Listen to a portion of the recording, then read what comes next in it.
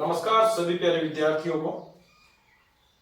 प्यारे विद्यार्थियों, जैसे कि मैंने आपसे वादा किया था कि मैं आपके लिए प्रीवियस ईयर्स के जितने भी पेपर्स वगैरह होंगे उनका बहुत ही बढ़िया तरीके से एक सेशन लेकर आऊंगा और आप लोगों को ये समझ में आएगा कि जितनी भी एसएससी वगैरह की जो भी एग्जाम्स कंडक्ट करवाई गई है उनमें पेपर किस प्रकार का आता है और एक टीचर की अप्रोच क्या होती है कि टीचर उन क्वेश्चंस को किस प्रकार से करता है, उसी प्रकार से स्टूडेंट को भी उसके ऊपर अप्लाई करना चाहिए। और वो स्टूडेंट भी अगर वो टीचर की तरह क्वेश्चन करना सीख गया तो ये मान के चलना कि वो कभी भी असफल नहीं होगा, फेलियर नहीं होगा, वो हमेशा जिंदगी में सक्सेस ही होगा।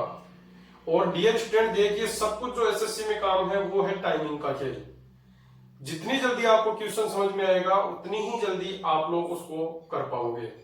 तो इसी टाइमिंग के अकॉर्डिंग अपन चलेंगे। और यहाँ पर मैं सबसे पहले आपको देखिए जितनी भी चीजें हैं एक क्वेश्चन में, जितने भी आपके ग्रामर से रिलेटेड या कुछ भी और भी रिलेटेड वर्ब, जैसे अगर अपन बात करें वोकैब से रिलेटेड जो भी क्वेश्चन होंगे, अगर उनमें कुछ एक्स्ट्रा बताने लायक होगा जो कि आगे आने वाले समय के अंदर और भी अपने लिए यूजफुल होगा, तो उन सब की बात अपन लोग इस सेशन में करेंगे। चलिए ज्यादा देर नहीं करते हैं और आज का सेशन शुरू करते हैं। आज का जो मैंने पेपर लिया है वो पेपर लिया है आपके लिए एसएससी सीजीएल, एसएससी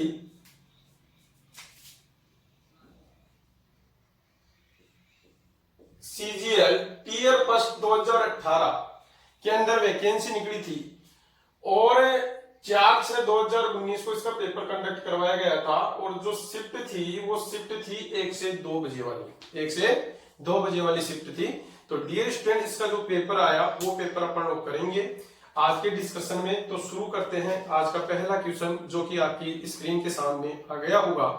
सबसे पहले देखते हैं जो क्वेश्चन नंबर फर्स्ट है, उसमें लिखा गया है in the sentence identify the segment which contains the grammatical error.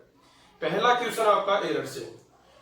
प्यारे विद्यार्थियों, यहां पर आप एक बात और समझते जाना कि आजकल जितने भी एसएससी वगैरह में पेपर्स आ रहे हैं वो पेपर्स आपको ये नहीं है कि साहब पहले 2 एरर के क्वेश्चन दे दिए, फिर 2 इंप्रूवमेंट के दे दिए हैं, फिर सिनोनिम्स के दे दिए, एंटोनिम्स।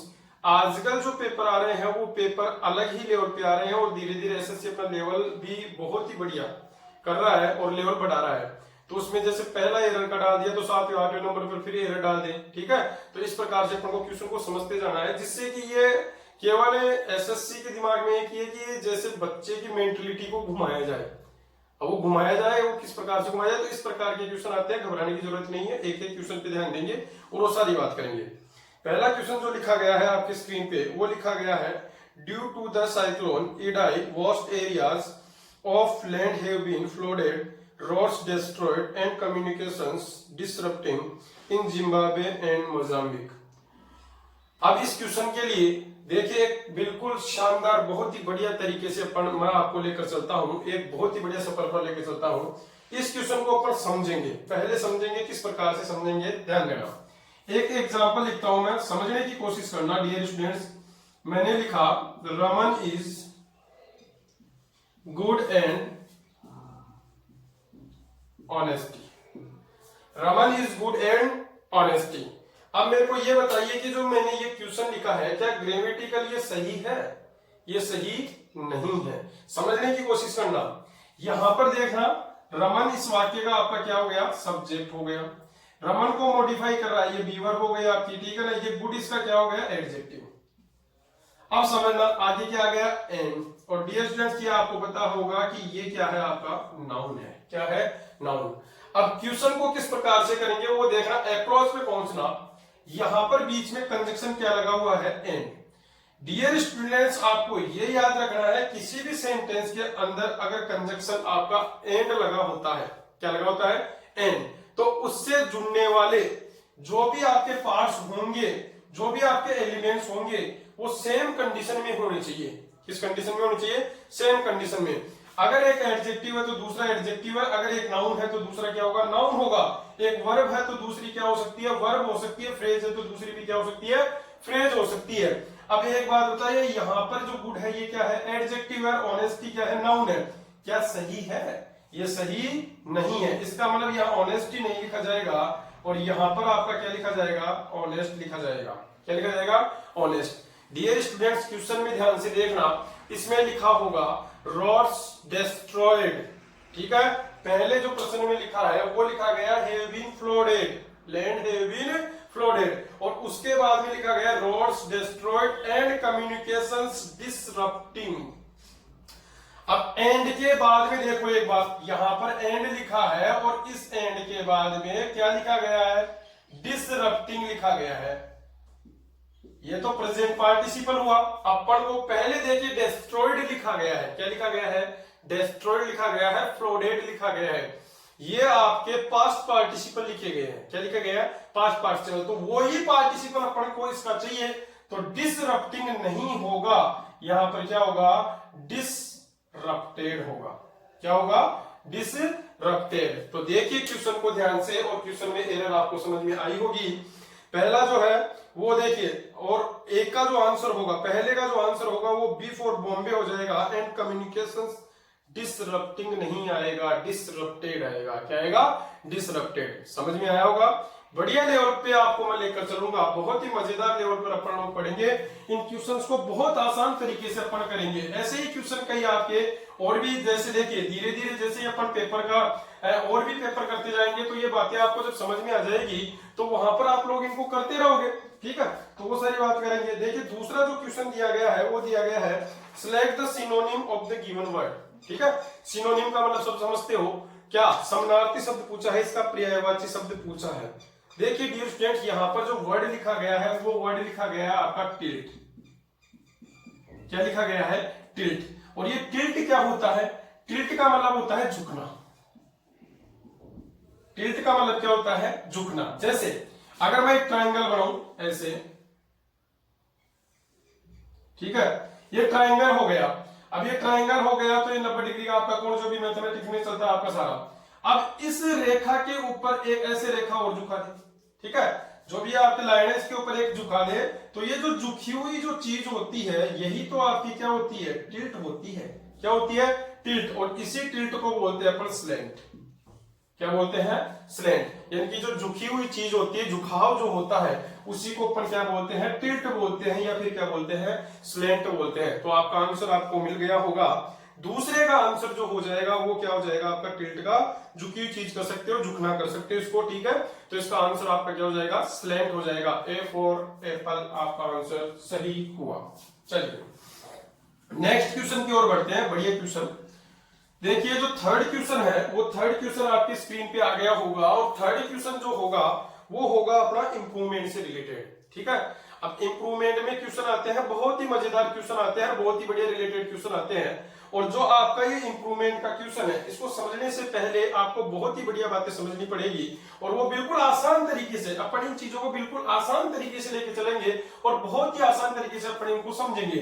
देखिए डियर स्टूडेंट्स, एक सेंटेंस होता है इंग्लिश में जिसका नाम होता है कंडीशनल सेंटेंस। क्या नाम होता है, कंडीशनल सेंटेंस। यानी कि इसको अपन बोलते हैं शर्त सूचक वाक्य। क्या बोलते हैं, शर्त सूचक वाक्य। अगर शर्त सूचक वाक्य की बात की जाए, अब देखिए एक तो हो गया आपका सेंटेंस, ठीक है, और एक इसी का पार्ट होता है क्लोज। क्या होता है, क्लोज। क्लोज को अपन बोलते हैं हिंदी में उपवाक्य। क्या बोलते हैं, उपवाक्य।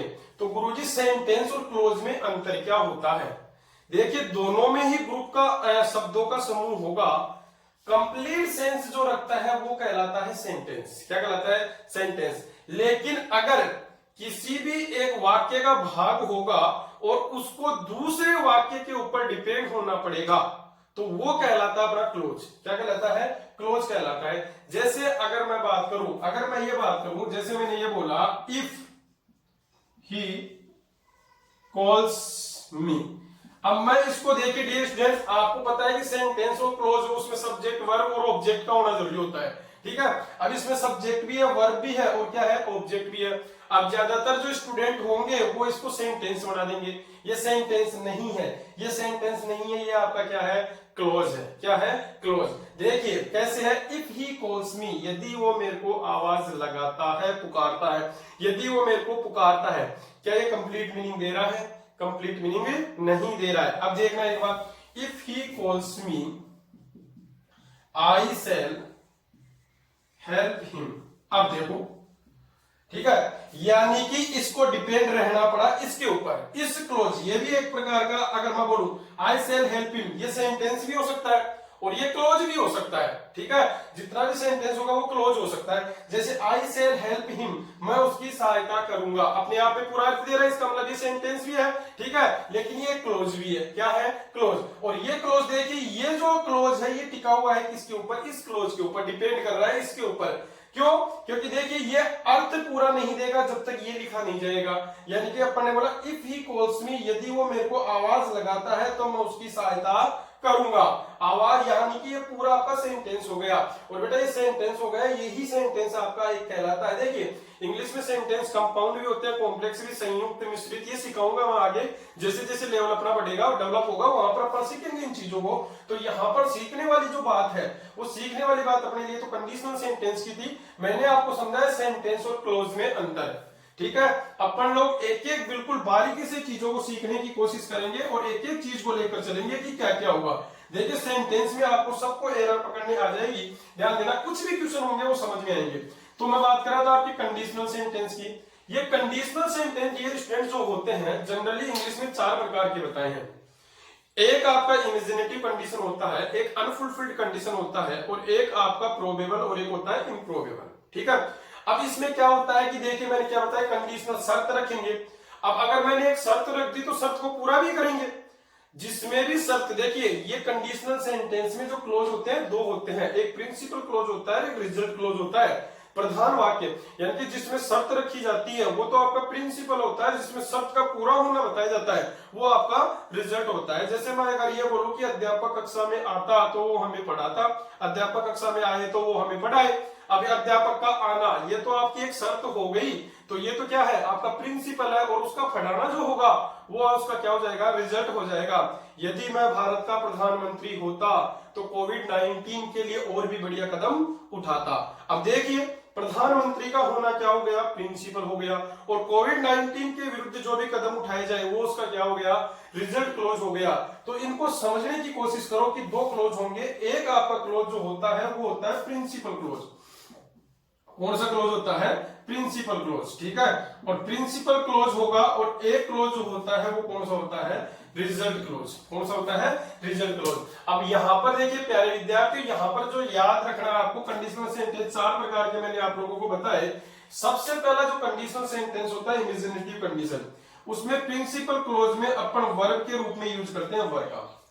चाहे सब्जेक्ट सिंगुलर होगा चाहे सब्जेक्ट प्लूरल होगा, वहां पर क्योंकि वर्ब जो होता है वो तो प्लूरल वर्ब होता है। कैसा होता है? प्लूरल। लेकिन वहां पर सिंगुलर के साथ में भी किसका यूज किया जाएगा? वर्ब का, इमेजिनेशंस को बताने के लिए, ठीक है। जैसे मैं बोलूं यदि वह एक राजा होता, तो अपन कभी भी ये नहीं बोलते if he was a king ना, एरर हो गई। If he were a king तो कंडीशनल सेंटेंस हो गया, उसीलिए किसका यूज किया गया? वर्ब का। अगर वर्ब होता है तो यहाँ पर रिजल्ट क्लोज में आपको लगाना है वुड प्लस वर्ब की plus form, would plus verb की प्लस फॉर्म। दूसरा कंडीशनल जो होता है फुलफिल्ड कंडीशन, उसमें यहां पर dear students had plus verb की क्या लिखी होगी?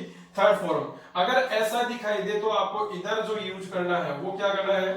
वुड हैव प्लस वर्ब की थर्ड फॉर्म, ठीक है। अगर आगे बात करें तो यहां पर देखिए ये हो गया, एक वर्ब की सेकंड फॉर्म आ जाए तो यहां पर आपको देखिए यूज वुड का भी आप कर सकते हो, अकॉर्डिंग टू सिचुएशन वुड का भी यूज होता है और माइट का भी यूज होता है, और ये सब मॉडल एक्सक्लूसिव वर्ब है, इसलिए बी की वर्ब की कौन सी फॉर्म? फर्स्ट फॉर्म लगाई जाती है।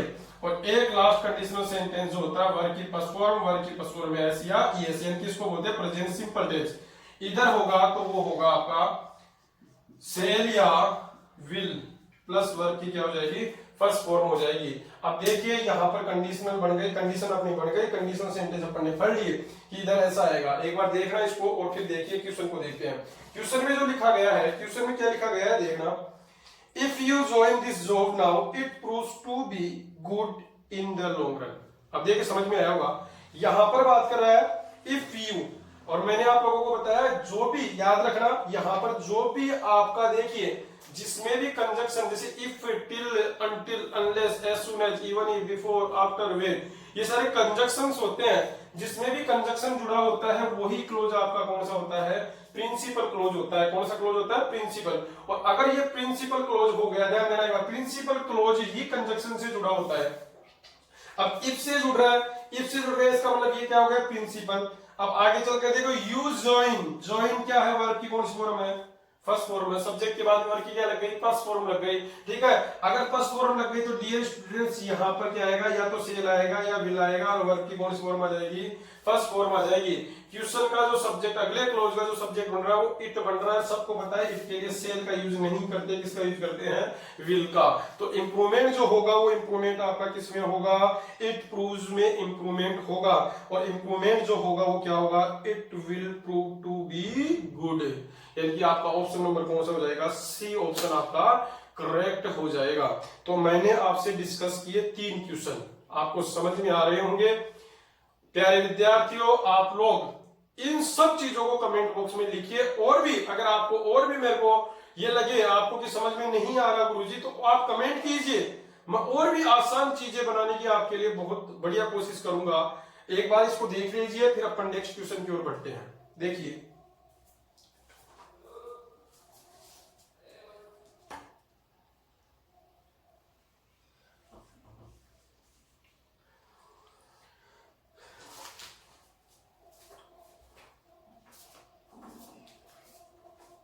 चलिए देखते हैं नेक्स्ट क्वेश्चन। देखिए नेक्स्ट क्वेश्चन है वो मिस स्प्लेट का है। और मिस स्प्लेट बेटा डियर स्टूडेंट्स, एक दो क्वेश्चन पूछे जाते हैं, चाहे सीएचएसएल हो, चाहे आपका सीजीएल का पेपर हो, ये सारे पेपर जितने भी होते हैं इनमें आपके क्वेश्चन पूछे जाते हैं और बढ़िया क्वेश्चन पूछे जाते हैं। देखिए पहली जो मीनिंग लिखी गई है वो लिखी गई है एग्जाम्पलीफाई। दूसरी लिखी गई है डियर स्टूडेंट्स एक्सेल। एक लिखा गया एग्जाम्प्ट और एक लिखा गया है एग्जाम्पल। सबको पता है कि एग्जाम्पल की मीनिंग बिल्कुल क्या है, सही है। एग्जाम्पल की मीनिंग बिल्कुल करेक्ट है, ठीक है। दूसरी एक्सेल, एक्सेल का मतलब होता है कि सांस को बाहर छोड़ना, सांस को बाहर छोड़ना। अर्थ भी लिख सकते हैं। इसकी मैं पीडीएफ दूंगा आप लोगों को, इसकी पीडीएफ दूंगा मैं, वो टेलीग्राम के ऊपर मिलेगी। हमारा एमजे चोमू के नाम से टेलीग्राम बना हुआ है, उस पर आपको इसकी पीडीएफ भी मिलेगी। इस पेपर की पूरी की पीडीएफ मिलेगी, वहां से आप इसको डाउनलोड करना और पेपर को भी निकालने की कोशिश करना, ठीक है। वो बात करेंगे अपन, ठीक है। और आगे आने वाले समय के अंदर यही तो करना अपन को। मैं पेपर की पीडीएफ आपको अपलोड कर दूंगा और उसके बाद पेपर आपके प्रिंट आउट निकला सकते हो या उसमें देख सकते हो, ठीक है। और आपके साथ में पेपर होगा तो क्वेश्चन करने का अलग ही मजा होगा, टाइम की भी बचत होगी अपनी, ठीक है। देखिए अगर मैं बात करूं तो एक एक्सेल सांस को बाहर छोड़ना होता है, एग्जाम का मतलब होता है मुक्त करना, फ्री, जिसका सिनोनिम वर्ड हो सकता है। और एक एग्जाम्पल का मतलब आप जानते हो उदाहरण। अब देखिए डियर स्टूडेंट्स, यहाँ पर जब स्टूडेंट गलती क्या करता है, वहां पर वो लिख देगा एग्जाम्पल, ठीक है ना, और एग्जाम्पलीफाई इसी को बना दिया, ठीक है। लेकिन एग्जाम्पलीफाई नहीं होता, एग्जाम्पलीफाई होता है। क्या होता है, एग्जाम्पलीफाई। इसका मतलब यहां पर ए नहीं लिखा जाता, क्या लिखा जाता है डियर स्टूडेंट्स, ई लिखा जाता है। क्या लिखा जाता है, ई। आपकी ये मीनिंग रॉन्ग है और ये मीनिंग आपकी क्या है, सही है। एग्जाम्पलीफाई नहीं बोलोगे, एग्जाम्पलीफाई बोलोगे। क्या बोलोगे, एग्जाम्पलीफाई। बोलने की कोशिश किया करो साथ में, जिससे कि अपना प्रोनाउंसिएशन का जो पार्ट होगा वो भी थोड़ा बहुत इंप्रूव होगा, ठीक है। वैसे कोई बात नहीं होती है भाई अपना प्रोनाउंसिएशन का पार्ट, क्योंकि अपन को तो पेपर जो करना है वो पेपर के अपन को ऑप्शन से क्वेश्चन करने हैं, न तो उसमें बोलना है न अपन को। लेकिन फिर भी आपके, ठीक है, बॉडी लैंग्वेज के लिए, प्रेजेंटेशन देने के लिए आपको ये भी बातें बहुत जरूरी है, ठीक है। चलिए नेक्स्ट क्वेश्चन की बात करते हैं। नेक्स्ट क्वेश्चन आपका जो है 500 नंबर का, select the most appropriate meaning of the given idiom. अब डियर स्टूडेंट्स ये इडियम से रिलेटेड क्वेश्चन है और इंपॉर्टेंट क्वेश्चन है, ध्यान देना एक बात। अगर बात की जाए इडियम की, तो इडियम से जो पूछा गया वो क्या है, गेट आउट ऑफ हैंड, ठीक है। अब देखो समझना, जिस भी इडियम में आपको यहां पर हैंड का यूज करना सिखाई दे, यानी कि जिस भी इडियम के अंदर आपको हैंड दिखाई दे, इस हैंड का मतलब आप लोगों को याद रखना है कंट्रोल। क्या याद रखना है, कंट्रोल, ठीक है ना। जैसे कंट्रोल की बात मैं ये करूं, जैसे मैं बोलूं इन केस इन हैंड, ठीक है। अगर मैं यही बोल दूं केस आउट ऑफ हैंड। अगर मेरे पास में है तो कंट्रोल ये भी है, नहीं है तो भी कंट्रोल है। सीधी बात हो गई। अब देखो समझो, गेट आउट, टीचर ने स्टूडेंट को बोला गेट आउट यानी कि बाहर जाइए, ठीक है, उसको निकाल दिया। अब ध्यान देना एक बार, ऑफ हैंड, हैंड का मतलब क्या हुआ, कंट्रोल। अब get out hand, get out of hand यानी कि क्या हो गया, आउट ऑफ कंट्रोल हो गया। तो इसका आंसर आपको मिल गया होगा, इसका आंसर ए फॉर एप्पल होगा, जिसका मतलब होगा गेट आउट ऑफ कंट्रोल। प्यारे विद्यार्थियों, मैं आपको इस प्रकार से सिखाऊंगा, अलग ही मजा आएगा। आप लोगों को देखते जाइए। आप लोग केवल मेरे को कमेंट बॉक्स में ये करके जरूर बताइएगा कि आपको ये वीडियोस कैसे लग रहे हैं, ये सेशन जो मैं पढ़ा रहा हूं कैसे लग रहे हैं, जिससे कि और भी एनर्जी हमें मिल पाए और हम और भी बढ़िया तरीके से काम कर सके। नेक्स्ट क्वेश्चन आपकी स्क्रीन के सामने होगा, और select the most appropriate word to fill in the blank. Filler का क्वेश्चन है, बढ़िया क्वेश्चन है। देखिए बात करते हैं क्या क्या होता है। सबसे पहले देखिए क्वेश्चन को पढ़ते हैं, फिर उसके बाद बात करते हैं।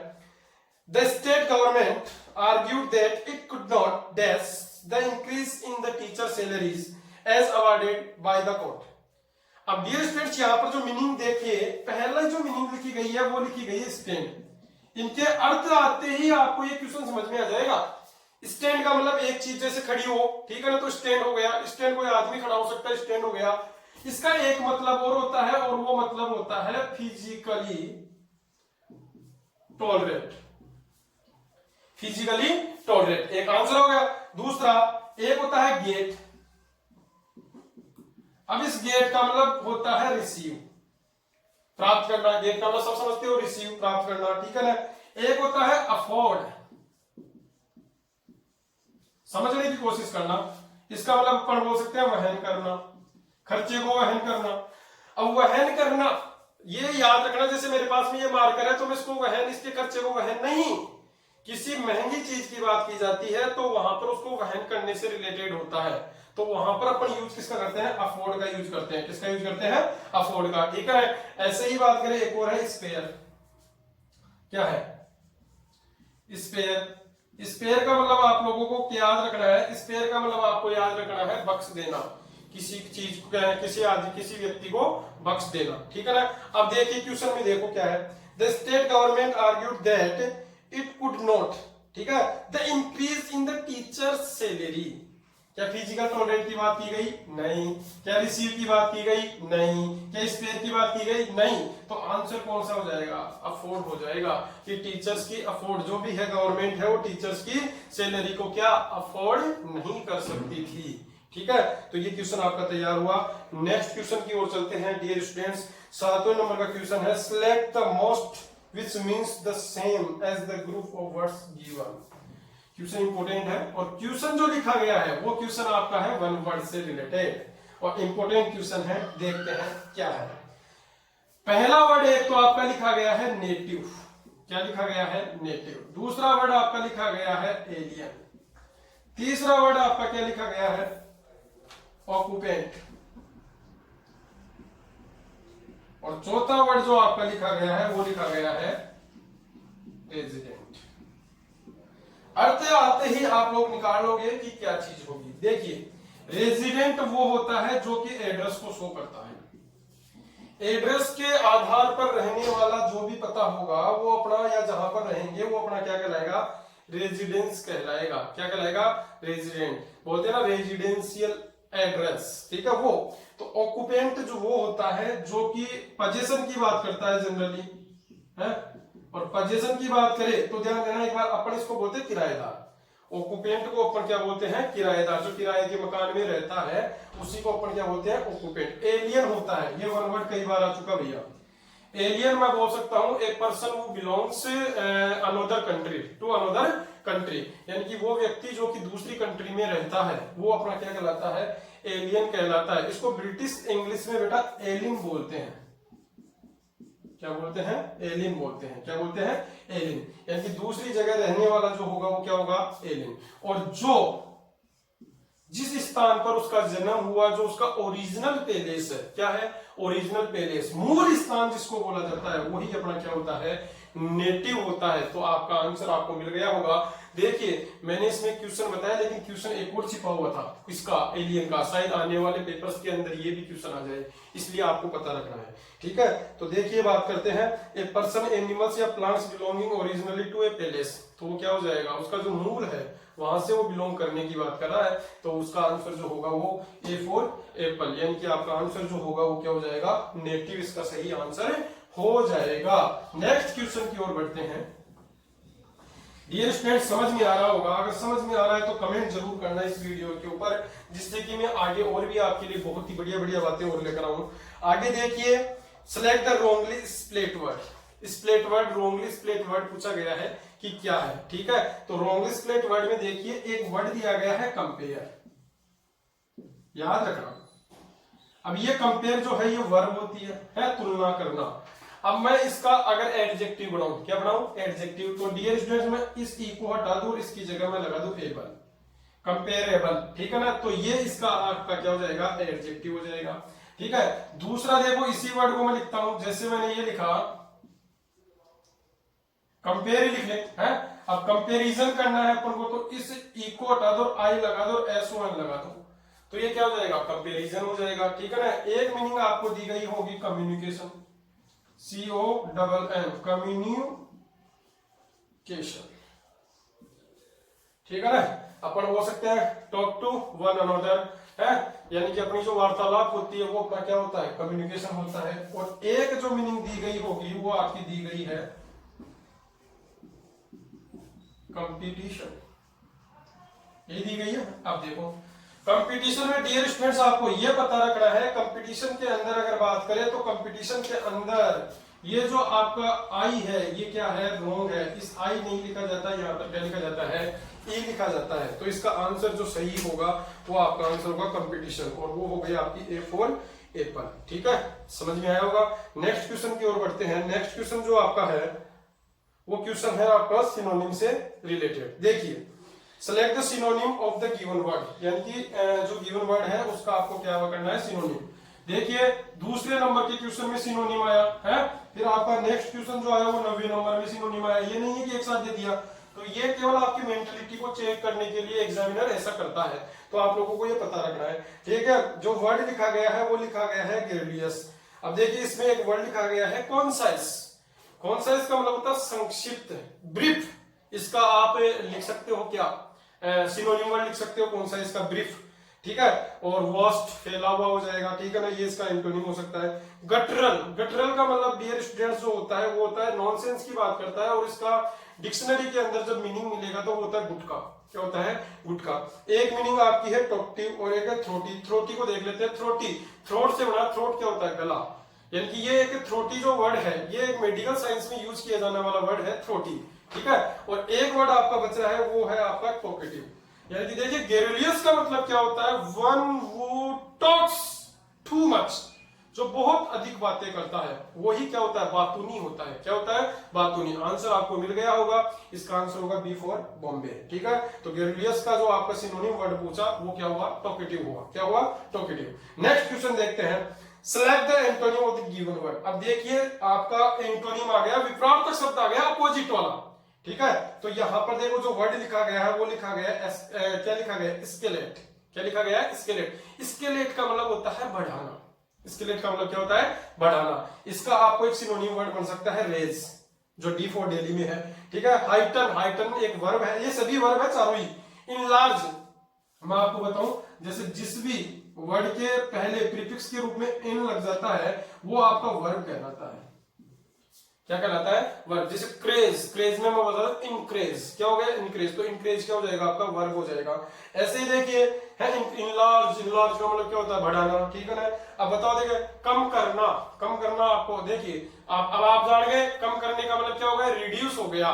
तो अगर आपको वोकेब याद है तो आप क्वेश्चन को बिल्कुल आसान तरीके से रोज के आप 5-5, 10-10 मीनिंग लिखिए, याद कीजिए उनको, बहुत अच्छे तरीके से आप याद करोगे और बहुत अच्छे तरीके से आपकी वोकेब स्ट्रॉन्ग हो जाएगी। इसका मैं आपसे वादा कर रहा हूं, आप लोगों को पढ़ना है। नेक्स्ट क्वेश्चन पे लेके चलते हैं, और ये बढ़िया क्वेश्चन आते हैं, इस लेवल के क्वेश्चन बहुत ही बढ़िया मजेदार होते हैं, समझाने में भी इनको मजा आता है। देखते हैं 11 number. Select the most appropriate word to fill in the blanks. फिर से देखिए फिल इन द ब्लैंक्स का जो क्वेश्चन आया था वो 6th नंबर पर आया था, फिर 11 नंबर पर आ गया। तो देखिए scientist at Cambridge University are days how plants can give us sustainable energy. Sustainable का मतलब होता है संपोषणीय या बोल सकते हैं पोषणीय, जिसमें पोषण होता है। ठीक है, अब देखो इन चीजों को समझो क्या क्या है। सबसे पहले देखिए बात करें, एक वर्ड होता है डियर स्टूडेंट्स, वो होता है आपका लुक। लुक का मतलब आपको पता है जनरल सेंस में टू वॉच, देखना। ठीक है, या अपन बोल सकते हैं कि किसी भी व्यक्ति को किसी दूसरे व्यक्ति या वस्तु की तरफ देखने के लिए कहते हैं, तो यूज अपन किसका करते हैं, लुक का यूज करते हैं। जैसे मैं बोलूं कि मेरी तरफ देखो तो मैं बोलूंगा लुक एट मी। मैं बोलूं कि बोर्ड की तरफ देखिए तो आपको क्या बोलना पड़ेगा, लुक एट द बोर्ड। मैं बोलूं इस दीवार की तरफ देखो, look at this wall, look at this picture, look at me. ये सारे लुक के हो गए देखने के अर्थ में। एक जो वर्ड दिया गया है वो वर्ड इंपॉर्टेंट है, डियर स्टूडेंट ध्यान रखना, आगे आएगा भी ये। आपका जो वर्ड है स्क्रूटिनाइजिंग। स्क्रूटिनाइजिंग देखिए इसका मतलब होता है जांच करना। इन्वेस्टिगेटिंग का मतलब भी होगा जांच करना। इंस्पेक्ट का मतलब भी जांच करना या पड़ताल करना होगा। ठीक है, अब इनमें ही तो अंतर ढूंढना है कि किसकी क्या पड़ताल होगी। स्क्रूटिनाइजिंग तब यूज किया जाता है डियर स्टूडेंट जब जांच करने की बात होती है डॉक्यूमेंट्स की। किसकी बात होती है, डॉक्यूमेंट्स। डॉक्यूमेंट्स की जांच करने की बात होगी तो किसका यूज किया जाएगा, स्क्रूटिनाइजिंग का प्रयोग किया जाएगा, स्क्रूटिनाइज का प्रयोग किया जाएगा। ऐसे ही एक वर्ड देखते हैं अपन, इंस्पेक्टिंग। अब थोड़ा सा आपको मैं बताता चलूं, जहां पर भी जिस वर्ड के अंदर इन प्रीफिक्स लग जाता है, क्या लग जाता है, इन प्रीफिक्स लग जाता है, आप लोगों को याद रखना है कि इन प्रीफिक्स लगते ही इसके दो मीनिंग निकलते हैं, या तो निकलता है नॉट या फिर निकलता है इनसाइड। या तो निकलता है नॉट या निकलता है आपका इनसाइड। ठीक है, अब इस इन का मतलब यहां पर जब यूज कर रहे हैं तो इसका मतलब निकल रहा है इनसाइड। इंस्पेक्ट का मतलब होता है लुक। किसी चीज के अंदर घुसकर उसकी जांच पड़ताल की जाएगी तो वहां पर वो क्या किया जाएगा, इंस्पेक्ट किया जाएगा। पुलिस से रिलेटेड करता है सुराग खोजने के काम में। एक मीनिंग जो दी गई है वो दी गई है इन्वेस्टिगेटिंग, ये दी गई है। इनका मतलब इनसाइड, वेस्ट का मतलब वेस्ट। कोई चीज किसमें क्या कमी है, किसकी कमी कैसे पूरी की जाएगी, या कमी क्या है, या इसमें अच्छाई क्या है बुराई क्या है, इन सब चीजों की पड़ताल करने के लिए अपन करते हैं इन्वेस्टिगेट। क्या करते हैं, इन्वेस्टिगेट। देखिए इन्वेस्टिगेट का मतलब जांच करना, क्या जांच, जैसे केस की भी जांच हो सकती है, इन्वेस्टिगेट हो सकती है उसकी। अब यहां पर देखो क्या है, scientist at Cambridge University are days how plants. किसकी बात की गई है, प्लांट्स की। अगर प्लांट्स की बात की गई है, लुक तो वैसे, लुकिंग तो वैसे कर जाएगा, डॉक्यूमेंट्स आएगा नहीं। ठीक है ना, यहाँ पर ये इंस्पेक्टिंग कट गया। आंसर कौन सा बचा आपका, तो इन्वेस्टिगेटिंग, यानी कि सबसे जो एप्रोप्रिएट आपका आंसर होगा वो क्या हो जाएगा, क्या हो जाएगा, इन्वेस्टिगेटिंग हो जाएगा। तो आपका C4 चाइना आपका इसका आंसर सही हो जाएगा। एक बार देखिए आप लोग इन चीजों को, फिर आगे नेक्स्ट क्वेश्चन पर मैं आपको लेकर चलता हूं। और बहुत ही बढ़िया क्वेश्चन है जिसको आप बोलते हो PQRS। ठीक है, 13 नंबर से रिलेट करता है। एक बार फटाफट से देखिए, नेक्स्ट क्वेश्चन की ओर फिर बढ़ेंगे। Take your time.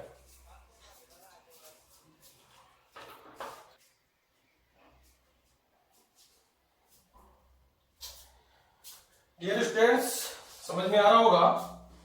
देखिए मेरा ये जो कोशिश है वो केवल इतनी है कि चीजों को कितनी आसान रूप से, इंग्लिश में जो भी चीजें टूटने लायक हो उसको तोड़िए, और डियर स्टूडेंट जो होते हैं, प्यारे विद्यार्थी जो होते हैं, उनको करवाइए। एक टीचर को रिस्पेक्ट तभी मिलेगी जब वो कोशिश करेगा। और डियर स्टूडेंट्स, आप मानोगे नहीं, मैंने इस लॉकडाउन के अंदर बहुत से टीचर्स वगैरह हैं, उनके वीडियोज भी देखे, सब कुछ देखे हैं। और मैं ये नहीं कहता कि अपने ही 100% अपने आप में संपूर्ण है। जो टीचर अपने आप में संपूर्ण होता है वो कभी भी 100% नहीं बोलता है। तो मेरी कोशिश आप लोगों को केवल इतने बताने की है कि आप लोग भी मेहनत कीजिए हमारे साथ में मिलके। आप लोग लॉकडाउन का फायदा उठाइए, इन चीजों को आप सीखिए। ये पेपर्स में आपको डाउनलोड अपने टेलीग्राम चैनल MJ चोमू के ऊपर मैं डाल दूंगा, वहां पर अपन करेंगे। ठीक है ना, देखिए सबसे पहले बात करें, आगे का क्वेश्चन देखते हैं। 11 नंबर हो गया अपना, 12 नंबर आपके सामने पेश किया जाए, और वो 12 नंबर आपके सामने स्क्रीन पर आ गया होगा। 12 नंबर जो क्वेश्चन है वो आपका PQRS इसको बोलते हो। PQRS इसलिए बोलने लग गए डियर स्टूडेंट्स क्योंकि सभी इसको पहले ये PQRS लिख के आते थे, है बैंक वाले एग्जाम में इसको PQRS बोला जाता था, तो ऐसी इसीलिए इसको बोलने लग गए। बाकी का ये PQRS नहीं है, पैराजंबल कहलाता है। पैराजंबल का मतलब जैसे उलझाए हुए कुछ सेंटेंसेस होते हैं उनको आपको सीक्वेंस में जचाना होता है, वही आपका पैराजंबल कहलाता है, ठीक है ना। और उसी को अपन देखेंगे आजकल PQRS को छोड़कर वो ABCD देने लग गया, ठीक है ना। तो एग्जामिनर भी थोड़ा सा आपसे एडवांस हो गया, तो वो ABCD देता है, उनके अकॉर्डिंग अपन लोग इनको देखेंगे कि क्या क्या होगा, किस प्रकार से इन क्वेश्चन की अप्रोच तक पहुंचने की कोशिश अपन लोग करेंगे, वो सबसे इंपॉर्टेंट है। और आपके मैं बोल रहा हूं ना PQRS हो या आपका क्लोज टेस्ट हो या पैसेज हो, कॉम्प्रिहेंशन का पार्ट हो, वोकेब का पार्ट हो, वो तैयारी करवाने की जिम्मेदारी मेरी है और बहुत ही आसान तरीके से मैं आप लोगों को कराऊंगा, इसका मैं आपसे वादा कर रहा हूं। देखिए बात करते हैं अपन, सबसे पहले अपन को दिया गया है, सबसे पहले देखिए इन क्वेश्चन को करने का जो तरीका होता है डियर स्टूडेंट, सबसे पहले आपको क्या करना है, आपको सबसे पहले तो इसमें से ऑब्जर्व करना है, ऑप्शंस को ऑब्जर्व करना है कि ऑप्शन में क्या क्या लिखा गया है। और इनमें सबसे ऑब्जर्व करने वाली जो बात होती है, दूसरा बोले तो ऑब्जर्व द प्रोनाउंस, इसमें प्रोनाउंस को आप ऑब्जर्व कीजिए। देखिए अगर प्रोनाउन तभी आएगा जब उससे पहले कोई नाउन आएगा, है भाई, मैं ये बोल रहा हूं कि अगर प्रोनाउन आएगा तो प्रोनाउन तभी तो आएगा जब उससे पहले क्या आएगा, कोई नाउन आएगा, यानी कि पहले ही किसी और सेंटेंस के अंदर उसकी इंफॉर्मेशन छिपी हुई होगी। तो इस प्रकार से करते हैं, एक क्वेश्चन करके देखते हैं, फिर और भी आगे पढ़ लेंगे। देखिए मैं पहले एक बार चारों ऑप्शन को पढ़ देता हूं, फिर उसको अपन आराम से करेंगे। द एलिफेंट टस्क जानते हो, जो हाथी के जो दांत, तो सफेद सफेद जो निकले वो वास्तविक रूप से दांत नहीं होते हैं, लेकिन वो निकले, उसको अपन क्या बोलते हैं, हथदंत बोल देते हैं कई बार, ठीक है ना। तो टस्क होते हैं हाथी के जो सफेद जो दांत निकले होते हैं, उसको बोला जाता है। Were tracked from the Democratic Republic of Congo for 2 months, पहला हो गया ए। बी में लिखा है कस्टम्स ऑफिशियल इन थाईलैंड से it is the biggest seizure dear students होती है जब्ती, जब्त किया गया, ठीक है। सीजर का मतलब क्या होता है, जब्त किया गया। In the countries history 4 tons of Ivory जानते होंगे, जिससे कि बहुमूल्य धातु, जैसे हाथी के दांत से ही बहुमूल्य कोई धातु बना दी, ठीक है ना, वो आइवरी कहलाती है। With a market value of $6 million, it was an impressive haul, ठीक है। चलिए नेक्स्ट देखते हैं। ऑफिशियल से they were being transported to Laos, देखिए from where they believed the ivory would be sold to customer across the Asia. अब इनके option पे जाइए और ऑप्शन को देखिए। पहला जो ऑप्शन है वो आपका शुरू है, किससे शुरू है, ए से, ठीक है। दूसरा जो ऑप्शन है आपका किससे शुरू है, ए से यानी कि सी, ठीक है ना। आपका दूसरा बी फॉर बॉम्बे वाला जो है वो सी से, और डी वाला है वो सी से, यानी कि डी तो ऑप्शन में शुरू में नहीं आएगा, लेकिन जो डी है वो काम करेगा दूसरे ऑप्शन को बनाने में, ठीक है। अब इन क्वेश्चन को किस प्रकार से अपन अप्रोच करेंगे वो देखना, यानी कि या तो सेंटेंस आपका शुरू होगा जो होगा वो पैराग्राफ जो भी बनेगा वो आपका ए से शुरू होगा या किससे शुरू होगा, सी से। चलिए बात करते हैं अपन, सबसे पहले the elephant tusk were tracked from the Democratic Republic of Congo for 2 months, हो सकता है। कस्टम्स ऑफिशियल इन थाईलैंड से it is the biggest, it is ये कौन सा, यानी कि बी फॉर बी वाला तो है नहीं, ठीक है। सी for tons of ivory with a market value of 6 million, it was an impressive haul। तो आप लोगों को समझ में आया होगा डियर स्टूडेंट, सबसे पहले जो आएगा वो आपका आएगा सी, सबसे पहले क्या आएगा, सी की इंफॉर्मेशन जो है वो बी में दी गई है। सी की इंफॉर्मेशन देखो, यानी कि आपने क्या किया कि जो 4 टन है आइवरी का वो आपने उसकी राशि बताई। अब उसमें क्या कहा गया कि साहब ये जो आपकी आइवरी है वो क्या है, ये बिगेस्ट सीजर है, अब तक की सबसे बड़ी क्या है, जब्ती है। तो यह आपका सी के बाद में क्या आना चाहिए, बी। अब सी के बाद में बी का ऑप्शन अगर आप लोग देखोगे तो वो मिलेगा आपको बी फॉर बॉम्बे में, किसको में मिलेगा, बी फॉर बॉम्बे में। इसका मतलब इसका आंसर कौन सा हो जाएगा, बी फॉर बॉम्बे। बहुत आसान है, समय बचाना है इनमें, क्वेश्चंस बहुत आसान होते हैं, इनको केवल समझना है और समझने की कोशिश अपन लोग बराबर करते रहेंगे। नेक्स्ट क्वेश्चन की ओर बढ़ते हैं। नेक्स्ट क्वेश्चन जो आपका लिखा गया है, देखिए select the antonym of the given word. Tender का मतलब था शालीन, ठीक है ना, बिल्कुल सॉफ्ट जिसकी बात की जाती है। एंटोनिम पूछा गया है जेंटल, आपका इसका सिनोनिम हो सकता है सॉफ्ट। आपका सॉफ्ट का यूज स्पीच के रूप में किया जाता है, और जेंटल का प्रयोग अपन जो एक्शन से रिलेट करता है उसके लिए यूज करते हैं। एक होता है वार्म, वार्म का मतलब होता है गुनगुना, ये प्लीजेंट आपको मोमेंट करता है, जबकि हॉट जो वर्ड होता है वो अनप्लीजेंट देता है, ठीक है ना। और एक होता है रफ, आपको पता लग गया होगा। 13 नंबर क्वेश्चन जो होगा उसका सही आंसर आपका हो जाएगा डी फॉर डेली, रफ, ठीक है। तो बाकी डियर स्टूडेंट्स आज के लिए इतना ही रखेंगे अपन, क्योंकि वीडियो थोड़ा लंबा हो चुका है, इस कारण से आज के लिए इतना 13 क्वेश्चन किए। बाकी के आगे जो 25 तक क्वेश्चन बचते हैं, जिसमें आपका क्वेश्चन होंगे इंप्रूवमेंट का भी क्वेश्चन है, पैसिव का भी क्वेश्चन होगा, और सबसे बढ़िया क्वेश्चन होगा वो होगा क्लोज टेस्ट का। किस प्रकार से इसको अपन करेंगे वो सारा अपन कुछ सीखेंगे, तो जुड़े रहिए। अगर आप लोगों को ये वीडियो केवल मैं मेरे विद्यार्थियों के लिए आया हूँ कि इंग्लिश में कितनी चीजें, ये जो चीजें हैं कितनी आसान है, इनको देखिए एक बार आप लोगों को खुद को इनको एहसास होगा, ठीक है। तो बाकी अपन मिलते हैं नेक्स्ट सेशन के अंदर। जय हिंद, जय भारत, जय जय M G. Thank you very much.